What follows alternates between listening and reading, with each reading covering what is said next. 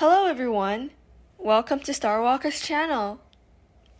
As we go into the Romantic era, there's one musician we cannot skip, Frédéric Chopin. Chopin's influence on subsequent development of music is really profound. Although his musical talent was shown in a lot of aspects, he mainly composed for piano.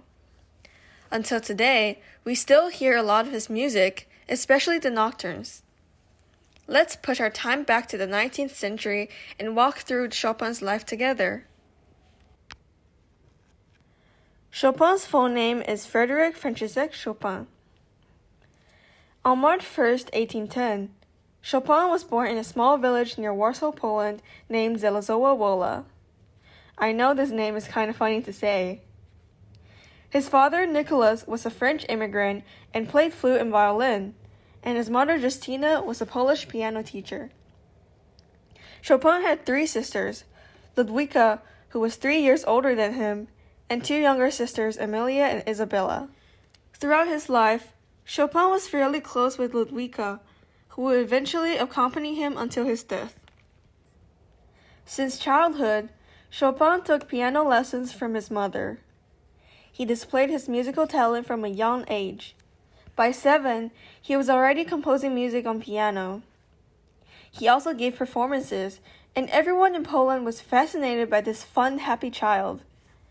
Besides music, he was also good at painting. His teacher once caught him drawing and not paying attention in class, but was super surprised because Chopin drew him perfectly. We can see that art and music really go with each other. At age 16, Chopin attended the Warsaw Music Conservatory, where he studied things like piano skills, music theory, and composition. He once performed for the Russian Emperor Konstantin Pavlovich at the time, who gave him a diamond ring to praise his skills. He finished his study at 19. Several weeks later, he traveled to Vienna to give another successful performance and became renowned. Like Mendelssohn, Chopin also loved traveling. This time, Chopin traveled to Paris, France. That was several weeks before the November uprising in Poland, and he was never able to return to his motherland. Although Chopin's physical body was in France, his heart never left Poland. He became more and more introvert, wishing he had never left his country. It is said that Chopin would carry a bag of Polish soil around him. He worked as a teacher, an interpreter, and a composer. Because of his shy personality, he was too embarrassed to ask his students for money, so they would leave the money on the mantelpiece where he turned away. Chopin composed countless pieces of music, including at least 20 waltzes, 27 preludes, 21 nocturnes, etc. The most famous nocturne would be the E-flat major nocturne.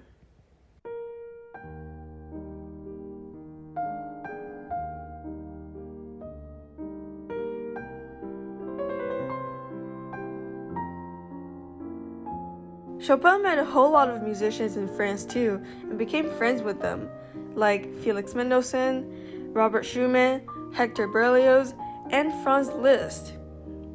Chopin's relationship with Liszt is kind of like what we call frenemies today, because even though they were close, they also fought a lot.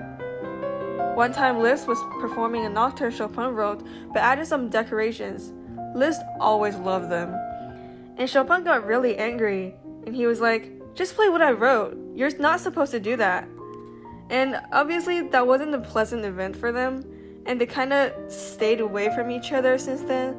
But Chopin continued referring Liszt as "my friend" until his last years, and Liszt was the first person to write a biography for him after Chopin's death.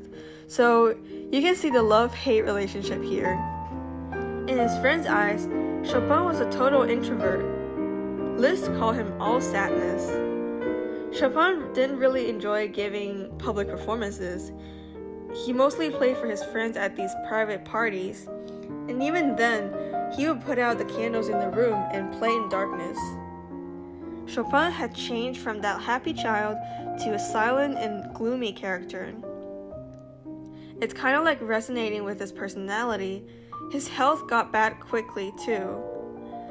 He contracted tuberculosis after a tour in Scotland and England in late 1835, and his conditions just grew worse.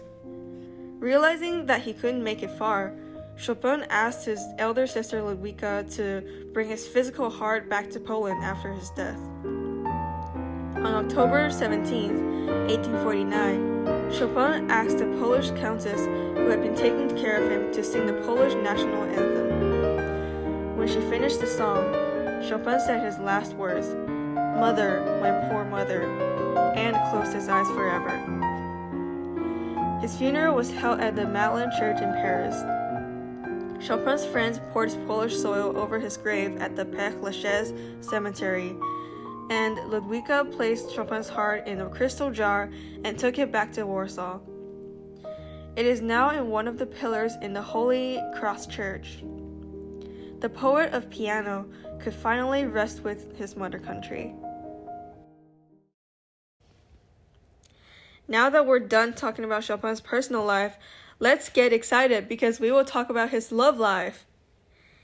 In 1836, Chopin was engaged with a girl named Maria Wozinska upon his mother's agreement. She's a great artist. On the left here is her self-portrait, and on the right is her painting of Chopin. Pretty good, huh?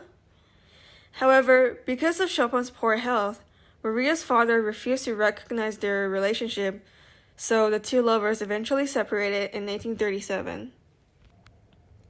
Now let me introduce George Sand, or Amatin Aurore Lucie Dupain, because she played a huge part in Chopin's emotional life.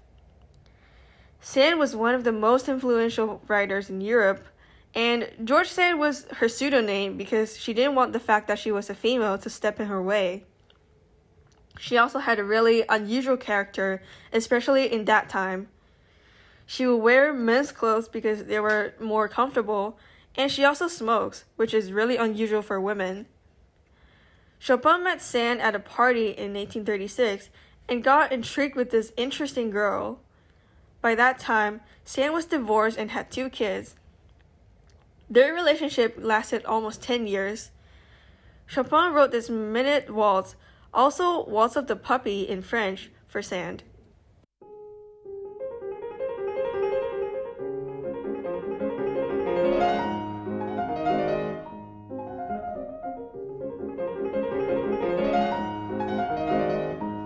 This was composed for Sand because she had this little puppy that loved to chase its tail, and Sand wanted Chopin to depict the scene through music. I see a vivid picture here.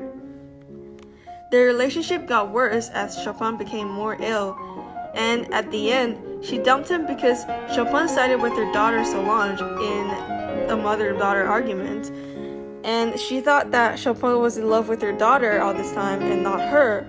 Plus, she didn't really want to take care of him anymore. You know who didn't show up on Chopin's funeral? George Sand. And you know who did show up? Solange. Thank you for watching the video. Although he lived for only 39 years, Chopin's influence on the subsequent music was far-reaching. Are there other pieces from Chopin you enjoy listening to? Tell us by leaving a comment. If you enjoyed watching the video, please like it and subscribe to our channel.